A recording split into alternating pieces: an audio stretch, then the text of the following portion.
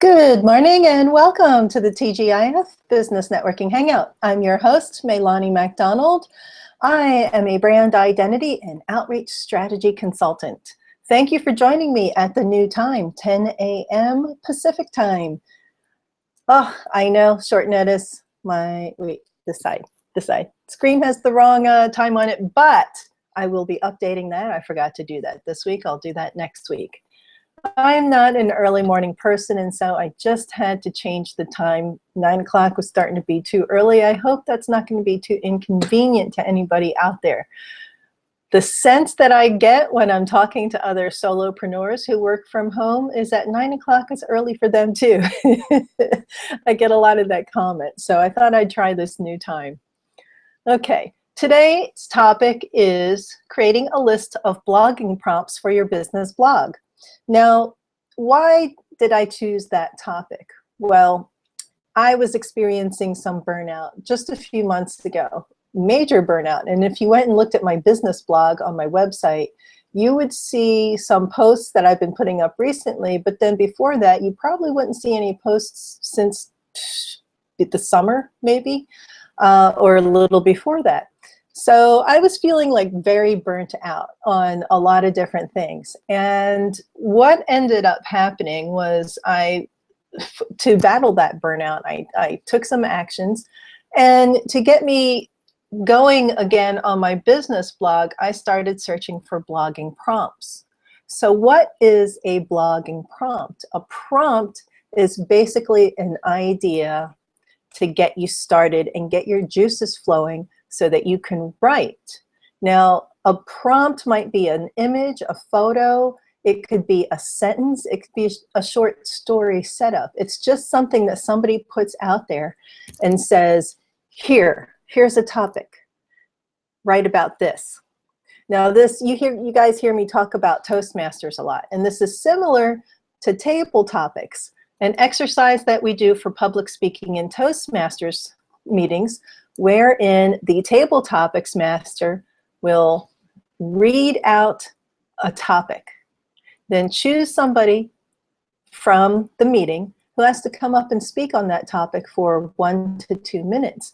Now, we don't know what that topic is going to be ahead of time, but we hear it, we're chosen, and then we have to go and speak about that topic. So a blogging prompt is similar, except you're not in front of an audience and you don't have to do it within 1 and 2 minutes, but it gives you something to focus on and it gives you a place to start. And when you're feeling burnout, when you're feeling writer's block, this is really helpful. So if anybody has any questions, please feel free to post them in the comments on the event page. I will see them and I'll answer the questions. And if you'd like to join in, please do so. This is an open networking hangout. Everybody will have a chance to introduce themselves and give a little promo, do your best 30-second elevator speech. The join link is in the comments for the event page. So just go there, there'll be a link, you click it, you can come on in. Alrighty, so let's talk about blogging prompts again.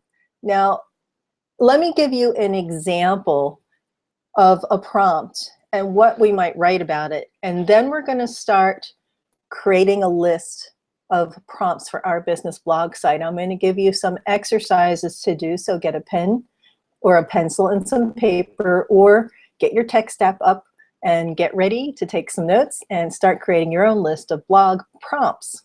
Okay, so a prompt might be something that you go to, because there's a lot of websites out there with blogging prompts, and there's a lot of downloadable PDF books of blogging prompts.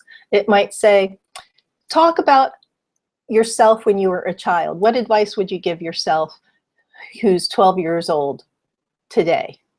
So what would your today self give your 12-year-old self as advice? Well, the challenge is to relate this to our businesses, because most of these blogging prompts are for bloggers that aren't of a specific topic.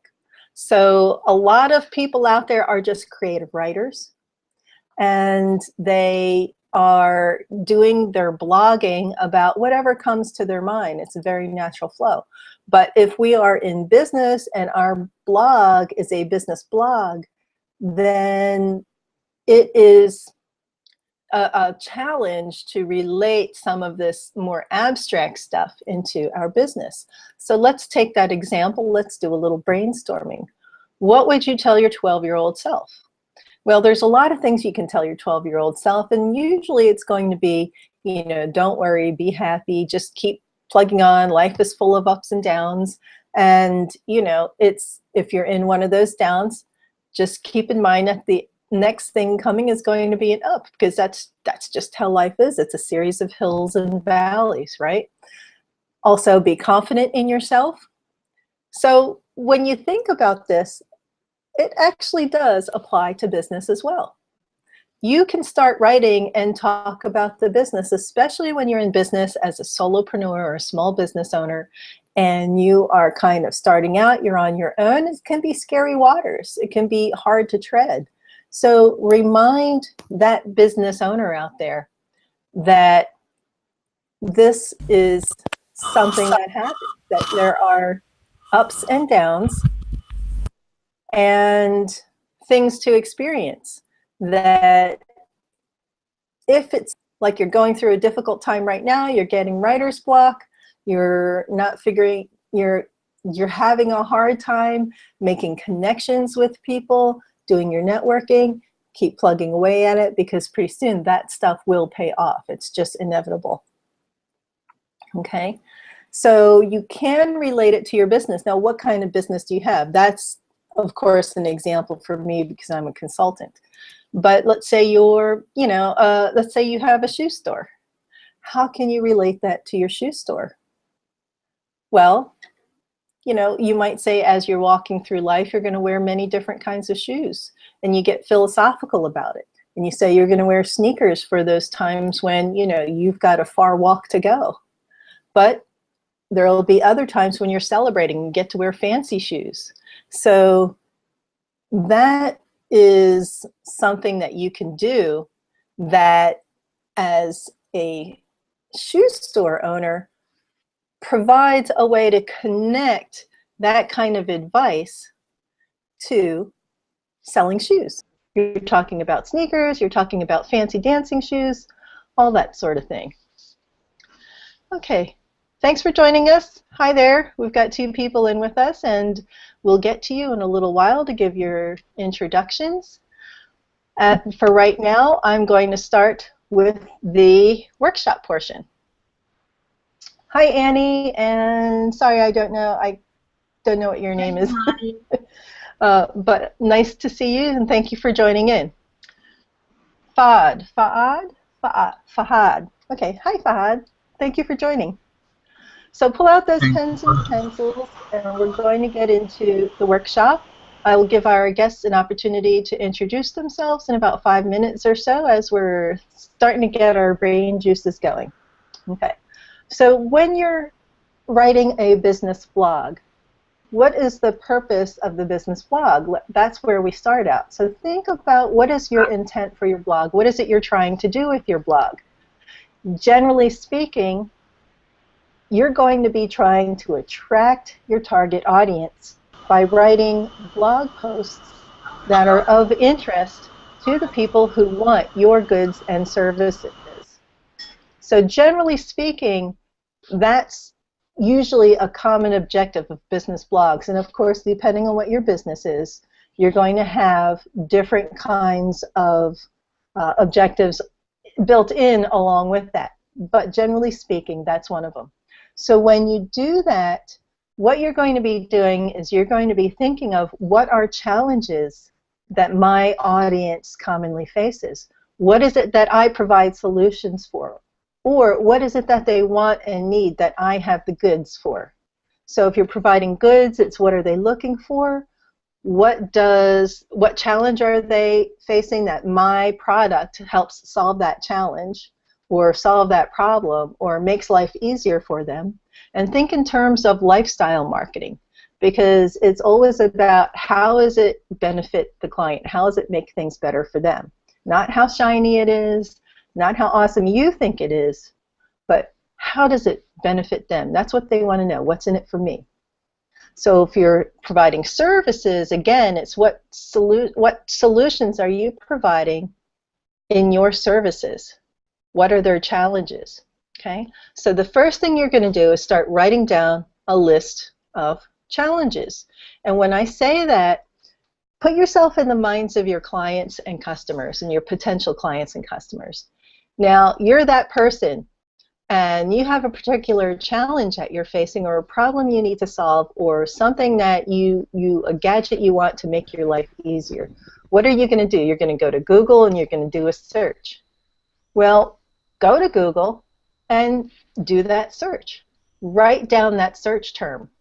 So your first list is going to be your list of what are the search terms that my people are looking for, that my potential target audiences are looking for. Hi, Blair. Thanks for coming in. That list is going to become your first set of blog prompts. Okay?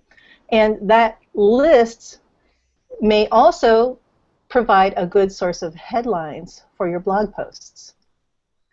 So if my audience is searching for how can I learn how to do social media outreach, that is going to be on my list. How do I learn how to do social media outreach? And when I'm thinking about a blog post, I might find resources for where to learn how to do social media outreach. So that might be a headline for one of my blog posts. Here's resources for how to learn how to do social media outreach. And that includes the search term right in that headline, which is good for the blog post because that means it's going to answer that question. It gives it a better chance of showing up in the results when they do that search. All right, we've got everybody on camera now. Yay, hi. So let's go ahead and let everybody introduce themselves. Annie, please unmute yourself. Let's start with you. Hi, Annie. I'm Annie Cholakian, and I have a company, silvermoonbay.com, and I provide people who have a relative or a friend or who are going to be in hospital themselves or a home care or hospice care with stylish, comfortable, soft patient wear. In other words, like hospital patient gowns. And this is one of my brand new products. I'm going to model it. This Ooh. It's a polar fleece short cape that you can wear over a hospital gown, and it has a cute contrasting. I used to on the camera. Yeah, I love that trim. The inside of the collar is a leopard print, and then it has a little pocket on it that has a. Excuse me. Isn't one of the gowns that you? Isn't one of the gowns you sell a leopard print? Yeah, it goes over a leopard print gown we sell. You can just wear it over anything that you have, and these particular capes like this have been very, very popular. Awesome. And I have items for men also. So that's silver. Wow. You know, I can say seeing somebody in one of those leopard print gowns and that nice cape, that's so much better than a hospital gown. Yes. You know, I love your stuff. Well, thank you for joining us. New hour. I hope that you like the new hour. Well, at least I'm awake. Yes. Yeah, 9 o'clock was getting a little early, I know. All right, thanks, Annie. Nice introduction, and let's go on to Blair. Hi, Blair. Hello, can you hear me? I can hear you. Looking good in yellow there. Oh, thank you. I usually like darker colors, like black or blue, dark blue, navy blue, but thank you. I know. I'm not used to seeing you in a bright, cheery yellow, but I well, like it. Okay, there's a story behind that. My sister-in-law, I used to just wear bland colors like a blue or a black or even a what do they call that, navy green or backpacking outdoorsy green or something like that. And she said, Blair, you got to start wearing color. And coming from a woman, I decided to take her advice, and that's why you see me now wearing yellow. Yeah, good advice. I like it. Looks good. And you, the color person, would recognize that, of course. Yes. Well, go introduce yourself. Tell us what you do. All right. Well, my name is Blair Warner. I am the founder and senior credit consultant of Upgrade My Credit. We are a company here in the Dallas-Fort Worth Metroplex of Texas, We help people with credit, both consumers and businesses, with credit problems, or just need to build up their credit, or credit counseling, credit repair, and I can do business in all 50 states, so nationwide. And you have a business blog? Business what? Do you have a business blog? Well, I have my website that has a blog tab, and I do all my blogging on my website. It's not a separate URL. Is that what you mean? Well, no, it doesn't have to be a separate URL. Usually it's on your site. So don't forget to turn on your lower third with your website on there. Well, actually, it's been so long since I've been on here, they've lost all my saved preset ones. I know my saved presets were gone today, too. Yeah. So just tell us then, what is your website? It is upgrademycredit.com. Okay, thanks. And when you have a chance, leave it in the leave a link in the comments under the event page. Okay, I sure will. Okay, now we'll go on to Fahad. I hope I'm saying that. Please unmute yourself and give yourself an introduction. Oh, you're muted? There you go. Okay. So am I clear? Yes. Am I audible and clear? Okay, good. So I am Fahad, and I am an IT consultant. I make websites and applications for clients and customers, and I work with mostly clients in US, North America, and some clients in Australia and New Zealand as well. Well, thank you for joining us today. And do you have a website as well? Thank you for having me. Actually, I have a domain and all that set up, but the problem is that I'm missing a logo. Oh, okay. Well, if you want to, please feel free to leave a link to your website and your domain in the comments of the event page, so that anybody can get to it who wants to find it. And you do the same too, Annie. Thank you for joining us. Okay. Thank you for having me. Do you guys, are you playing along here? Are you writing down your search terms? Are you typing them into your text edits? I'm asking you people who are in here with me, Annie and Blair and Fahad, because you're here, so you get to participate. Yeah. Right. Yeah, I'm keeping the notes and tabs. I'm thinking about what you're saying, Nailani, because I think, I've given that a lot of thought. Okay, and your products are hospital gowns, they're designer wear. So what might be one of the needs that your products address? Why do people want that product? What about that product do they like? What do they need? If they were going to do a search for it, what would they be searching for? Because they don't like hospital gowns and they'd rather have something nice. What might they search for? They would search for things like hospital gowns. Are you talking? Me? Yeah, there's a disconnect between your lips moving and the sound. I'm not talking right now. I was waiting for your answer. I could see that it looked like you were talking, but I couldn't hear. Like right now, I don't hear anything, but your lips are moving. Go ahead. Okay, so they would be searching for hospital patient gowns for men, hospital patient gowns for women. Then they search for other terms. I think one of my biggest problems is it's not an item that's highly searched for.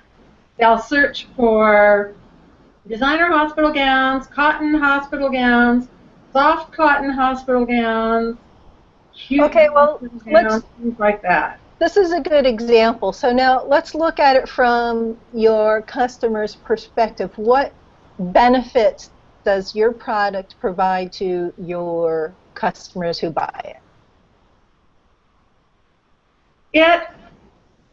In many cases, it provides the actual purchaser with a really good feeling because they're able to buy something for another person, such as their wife, their husband, their mother, at a time in their friend, at a time in their life when that person is maybe dying or in the hospital having surgery and they're worried about the person's miserable. And it makes them feel better that they can give this gift to that person and offer them that comfort at that time.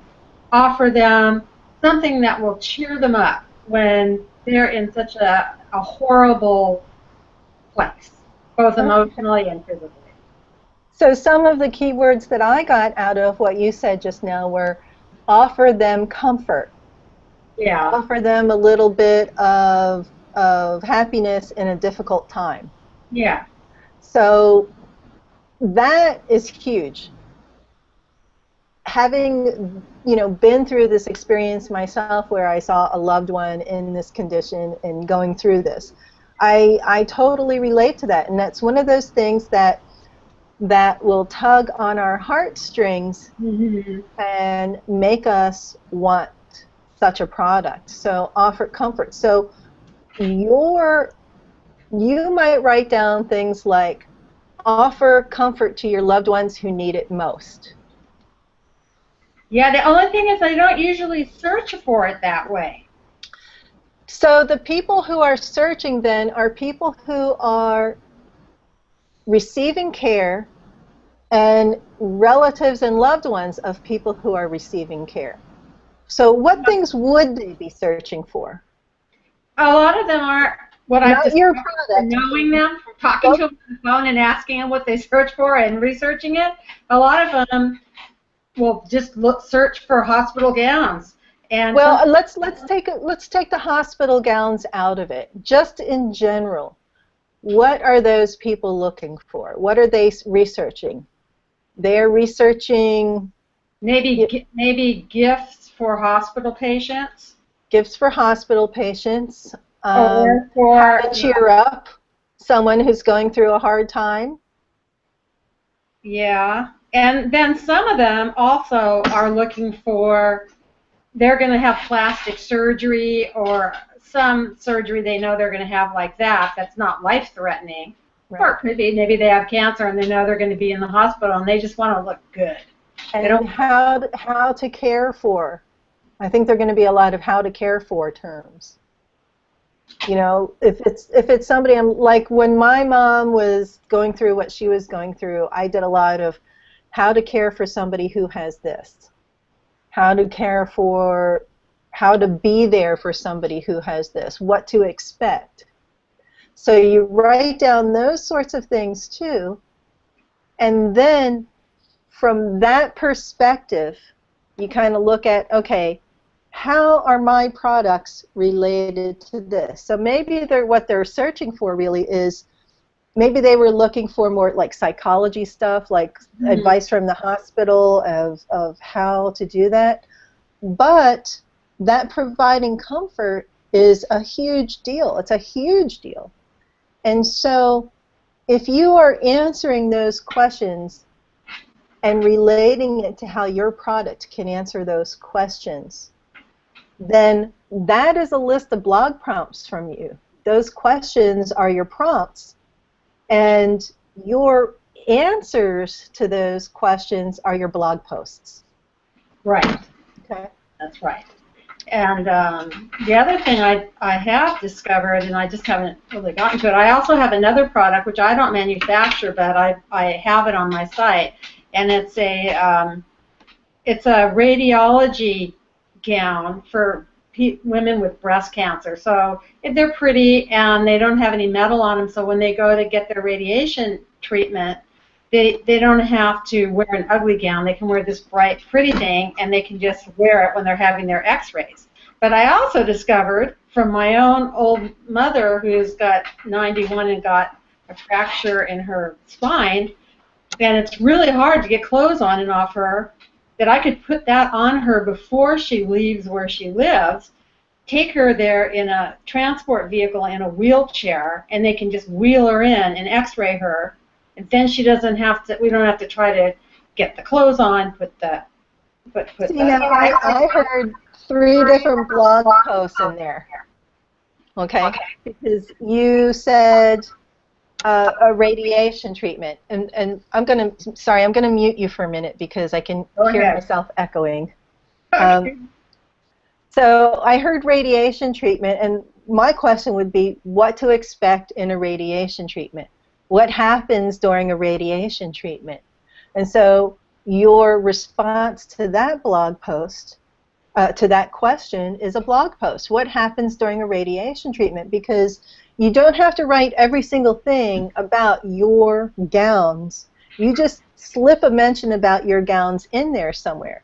So if you know what happens during a radiation treatment, that's what people are going to be searching for, because they're scared, they want to know what to expect, they want to learn about it before they do it. You answer that question, they're searching what happens during a radiation treatment, and you know, that's your headline for your blog post. What happens during a radiation treatment? That's your prompt. Then you write a blog post about what happens during a radiation treatment, and then you add a tip. Here's a tip. It's difficult to get dressed and undressed sometimes for these treatments. Here's how my gowns are useful there. The gowns that I sell are specially made to be very easy to put on and take off, and for the people who need to put the tubes wherever they need to put them, or whatever it is that gets done, to do that. So you relate it to your business, but you're answering a question that is about something that is a challenge that your audience is facing. Yeah. So good idea. So those questions, those searches that they're doing, even if they're not related to your product, those are still blog prompts for you, that when you're thinking, what should I write about, you can go back and refer to this list and say, here's something I can write about. Good idea. Okay. Thanks. You're welcome. Fahad, sorry, would you like to play along? Well, yeah. Okay. Well, there is, what I do is something that has been like done to death. Has been done to death, right? Yes, I mean, getting attention in this domain, as an IT consultant, is, that's been something that's been done like, for say, most of the times to the death. Okay. So what I do is I mainly build things for web. For web I use, there are frameworks, and I use one of them. I work on another language, that is Python, and I use Django for building the websites and web applications. And I make Android applications. And the advantage that I give to my clients is I charge, lesser than the average developer in US. Okay, please. Let me ask you this. When you speak to your new clients, your potential clients, what's the first thing that a lot of them ask you? Well, I work out of a portal. So what happens is they have a profile of mine they see it firsthand. They have, they see the testimonial or the feedback that my previous clients have given me.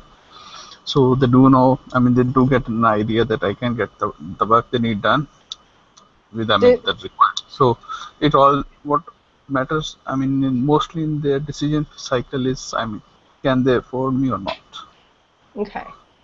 So, that's the make or break point. I just had a client, I got an offer to, supply I was asked to submit a price quote for a job, and I did that, but I did not get the project. So when I asked them, so what I did was I asked them like about 5 or 7 questions to ask the only one question which I was interested in. That was my price too much for them or what?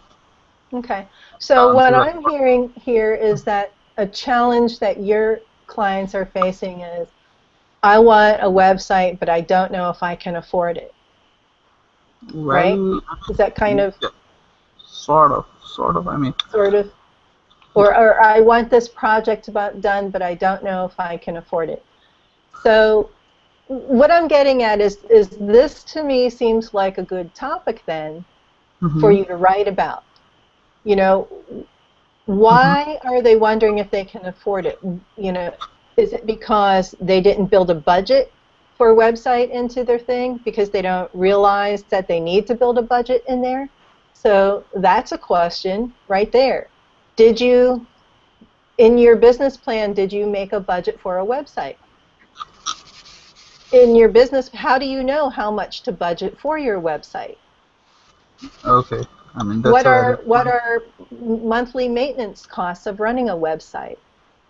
And this is the kind of information that might be useful to those people, especially when they're saying, I don't know if I can afford it. Well, why? Because you have to recognize how valuable the website is. Why do you need a website? Even if you yes. have to pay for it, why do you need it? What is the real value of your website? And there's a question right there. What is the real value of your website? And then you write in your blog posts a lot of the things that the website does for them. It gives them a place to show off their stuff. It builds their reputation. It builds their brand awareness. It gives them a place where people searching for their goods can find them. So you write about topics that are, you think about the questions that they're asking themselves when they're wondering, can I afford this? How much does it cost? Why are they wondering how much it costs? Did they put a budget together? Is it within their budget? Because I think a lot of people don't even put the budget together because they don't realize that they need a budget. They just kind of think, I'm going to build it and they will come and, it's press a few buttons. At least that's the sense I get a lot when I talk to people. And, half the stuff I'm doing is telling them how much it costs. Annie? Yeah, I would like to say some things to Fahad, because I'm a person who, I have a website. Yes, I do see. I haven't been happy with it, as Melani knows, because over time it has to be redone. It has to be updated. And when I look online, I don't know who to hire unless I know them. So one thing is what you're doing right now is great, because now I know you a little bit, right? I see, like you said, thousands of people. I gotta leave. Especially if they're from a foreign country or even another city far away, how do I know who they are? My questions are, is this person going to steal my identity and my credit card information and then not do a good website? That's one thing. Two, the person's making a website. How good is his or her written English? How do I know that website won't have to be corrected? What kind of graphic talent? I mean, I don't know what you just program it, or do you do the graphic design? So and so in the end of it, a lot of the time I don't hire the person. Period. And with the money, if you have a reassurance, you don't have to be the cheapest, because the cheapest person may not be the best. Like, I would never hire the cheapest person, because I would think, well, if they're that cheap, what kind of job are they going to do? So you could answer those kind of questions in your blog, like, why should a foreign person hire you? What reassurances do you have, That's just my perspective. Or any person. That applies to people that even live in my community. Why should I hire them? I'm going to jump in for a minute here and kind of summarize and reiterate what Annie says. Those are all great prompts that she gave you. These are questions that run through her mind. How do I know what to ask about this person? And that, Fahad, would be a great subject for you to write about. 10 questions you should always ask your potential IT guy. That sort of thing. Fair enough.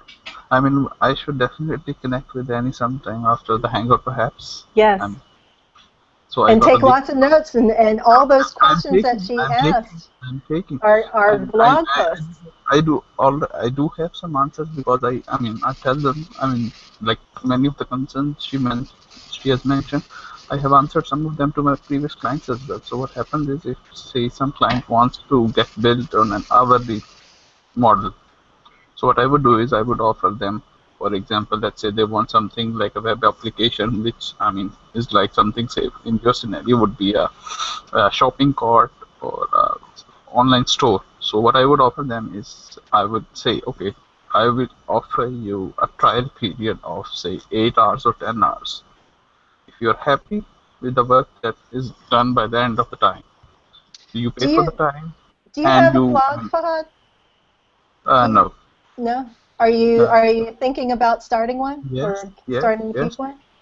Okay, well these are all things that you can put as posts in your blog. Okay. So all these topics that you're hearing about today will make great blog posts because you'll be addressing questions that people have and providing Okay. solutions for them.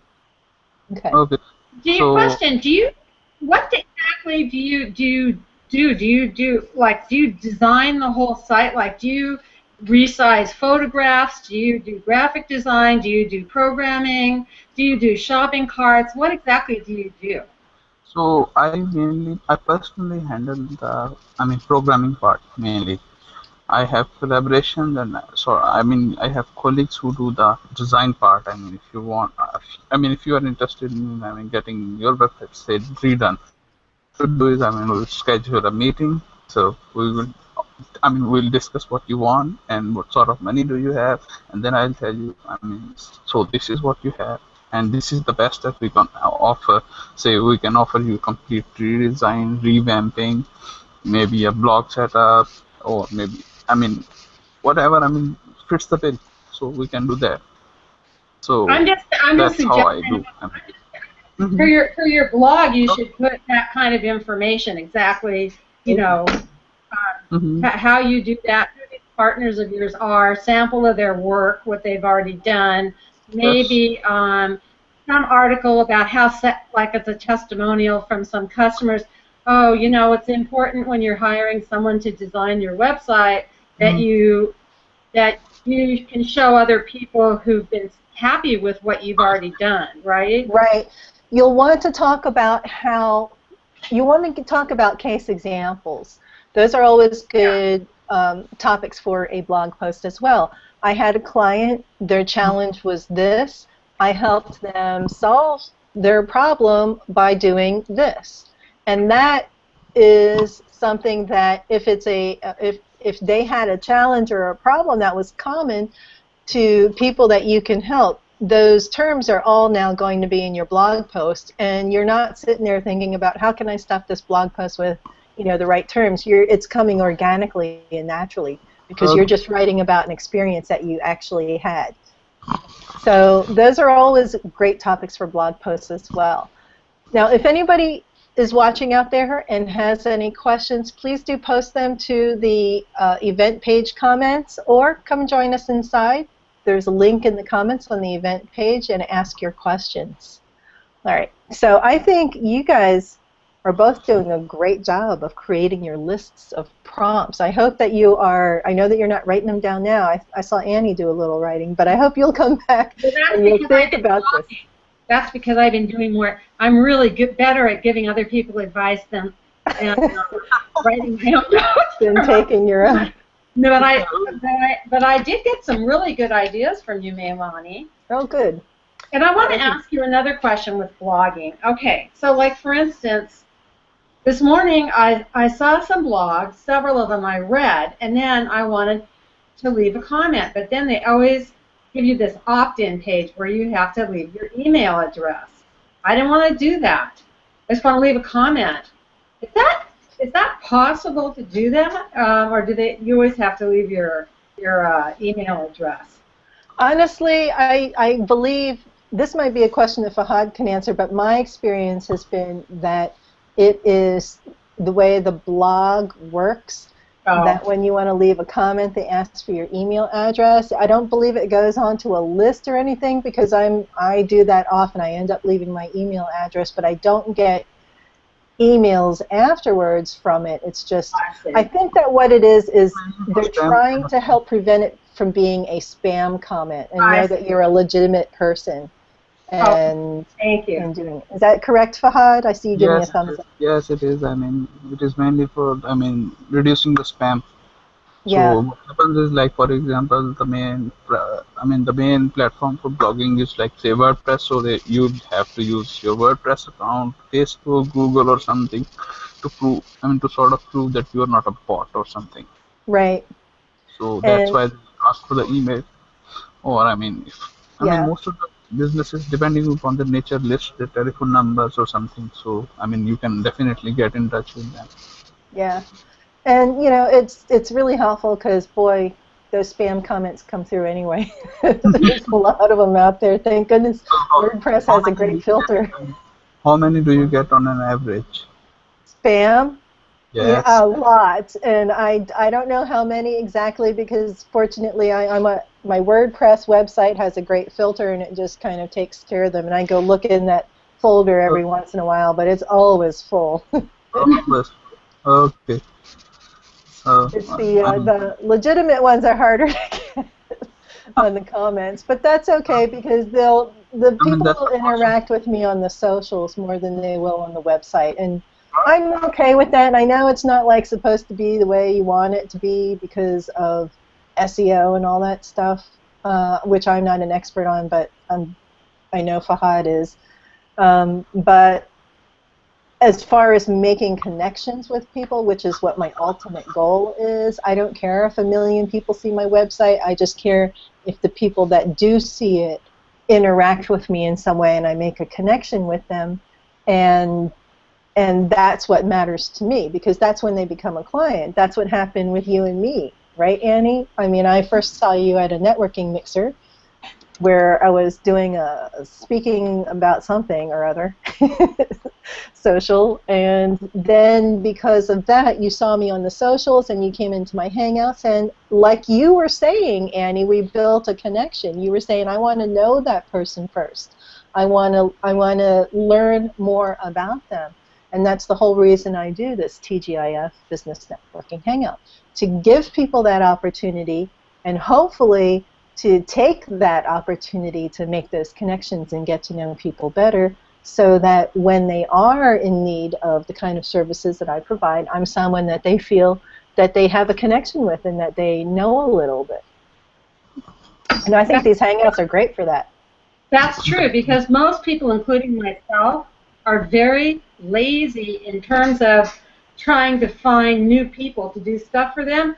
So, for instance, because I know you, Melanie, I'm very tempted often to ask you to do things that I'm not so sure you are really what you do. But the thought of having to go out and find somebody else that I don't know, and I got to look for them, I almost think, well, maybe I should just see if Melanie could do it. Yay! See, my nefarious plan is working. I haven't seen you on Melani's on this before, but a lot of times she has a lot more people. You know, it just depends on the day. Sometimes there's more people here. Sometimes there's hardly any.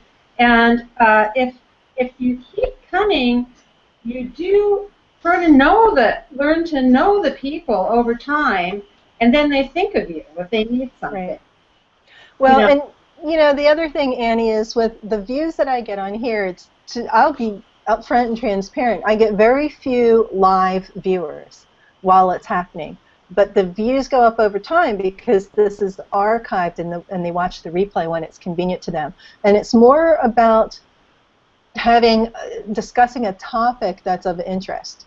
Just like we're talking about with the blog posts, you want to bring up a topic that is of interest, of service to the people that you can provide services for or that you can sell your goods to. And that's what they're looking for. I mean, ultimately, they don't care about me. It's not, you know, the Melanie show. They don't care about me. It's, oh, you know what? I want to learn how to make a list of blogging prompts. I want to learn a little bit more about blogging for my business.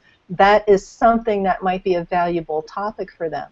So you do it. And even if nobody shows up, I still come on and I do it, because you know what? That doesn't mean that they're not there, that they won't see it tomorrow or next week or next month, because these views, they build up over time. And even if they don't come in live and interact the way you guys do, which is best, I like it best when they do come in, but even if they don't, if you're watching videos by somebody and you see more than one, you liked it enough to go back and watch another topic that they did that was interesting, you still sort of get a sense of connection to that person. And I think that's why video is so powerful in marketing and in blogs. And that's another reason I recommend doing things like Hangouts. And now I'm doing blabs too over on blab.im. /1 Melani, number 1 Melani. Blabs are very, very easy, and they're a live stream chat that works very much integrated with Twitter. So what's nice about those is those also are being recorded and then uploaded to YouTube. You can put those in your blog. You can put these videos in your blog as well. So there's a lot of ways to get that connection going. That's the whole reason we do socials, we do social outreach. It's to build connections. So, you know, is it great to have a bazillion followers? Sure, but is it necessary? Is it necessarily better? You know, it depends on what you do. If you're a celebrity, yeah. But, you know, if you're just a business person in business for yourself, if you're a solopreneur, it's more important that the connections that you make are good connections than they are of a huge high quantity. I mean, high quantity of good connections is always good too, you know, because you want to sell more. But it's more about the quality, I think, than the quantity, ultimately. Okay. Do you have any questions? I can't believe it's already almost 11 o'clock. Gosh. Time goes by so fast. You have a question?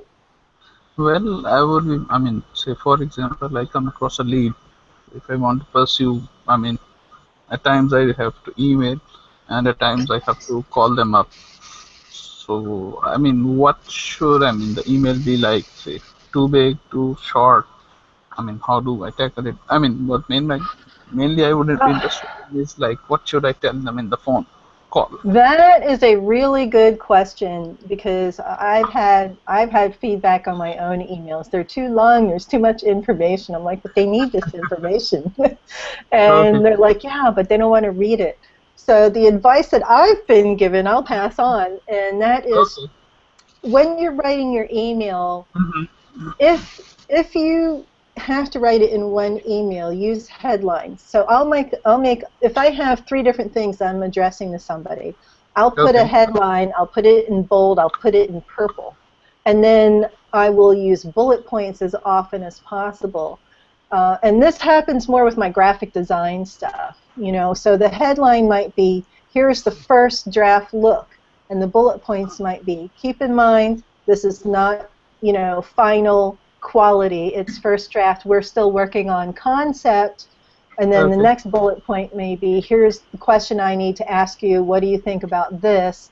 And the next bullet point, what do you think about this? And then the next headline would be, you know, and on that other project, here's my questions and my thoughts on, and then give it to them in bullet points. And that way, it's a little bit easier, you know. If you're writing it all out in paragraph text, it's just too many words.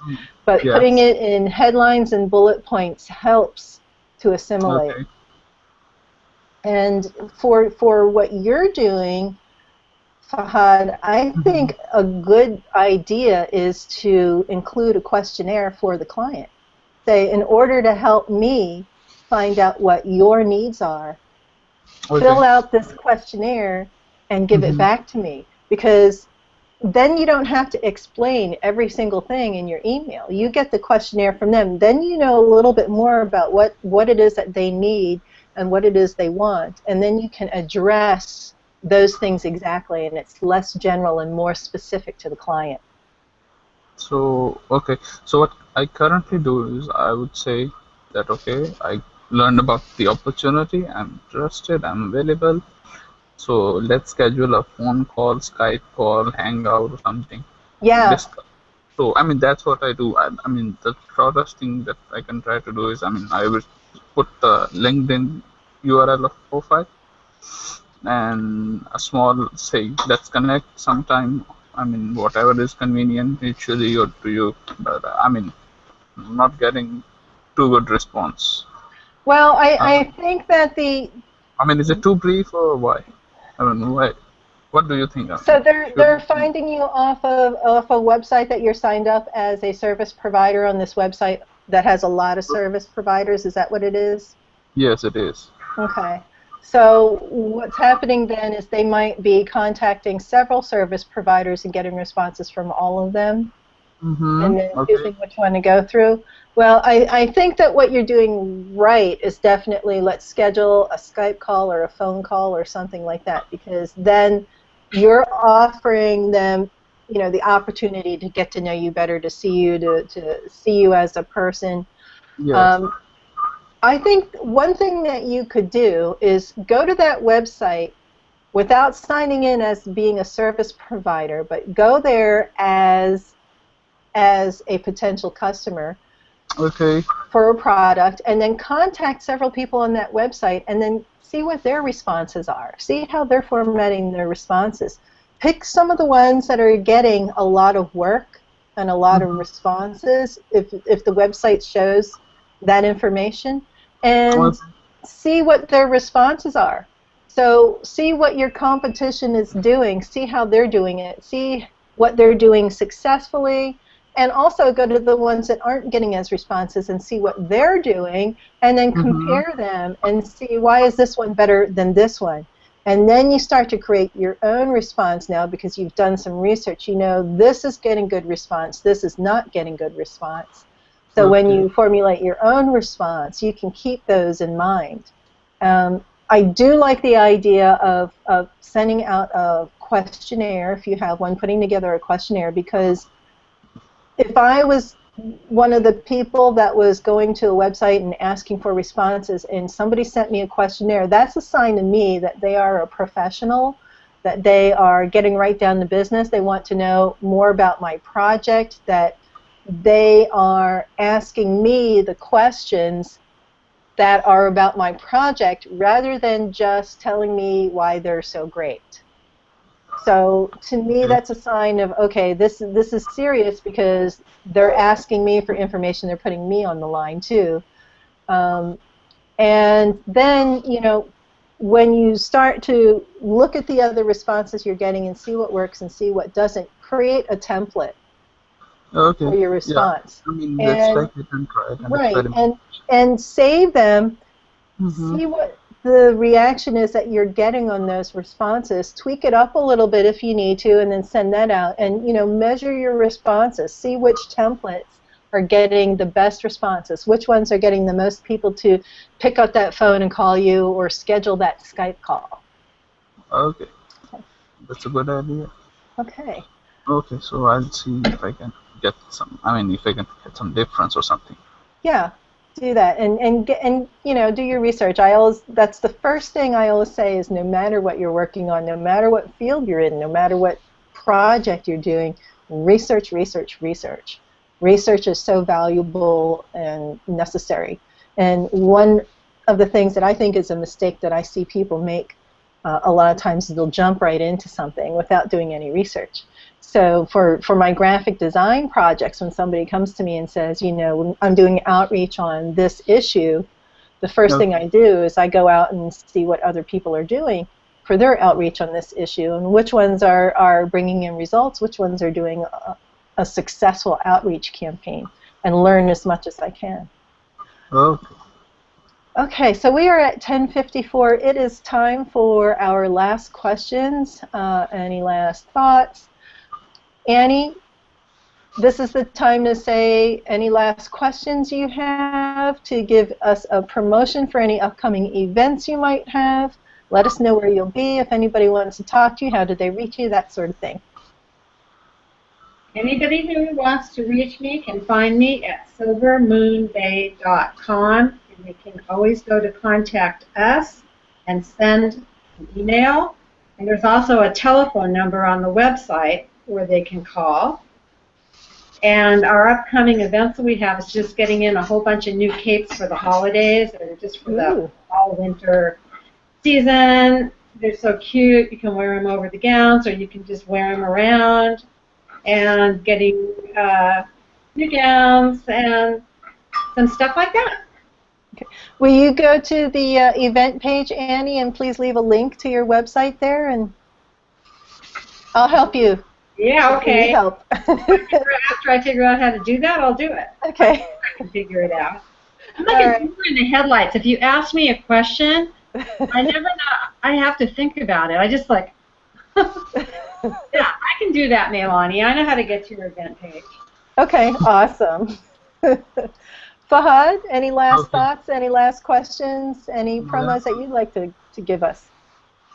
Well, I mean, it's time for the promotion, so you can reach me out. And I'm accessible at 862-243-2423. I can help you with, I mean, mobile and website development.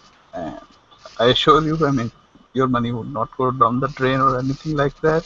And I do offer a free small trial period as well. If you, I mean, if you have any doubts, so I mean, we can definitely iron those out in the trial. Okay. And I So will ask it you will be a to win-win. I will Okay. ask you to please also leave your information in a Mm-hmm. comment on the event page so that people can contact you easily if they need to. And don't have Okay. to go back and rewind and listen again. They can get it right from the link there. Okay. So I Okay? think the latest one would be okay. So I have also circled you too, and I'll definitely keep in touch with you too. Awesome. Thank you. Thank you for joining us today. Thank you for having All me. right. And thank you for joining us on the TGIF Business Networking Hangout. Again, I'm your host, Melanie MacDonald, brand identity and social outreach consultant. You can reach me on Google+, on Twitter.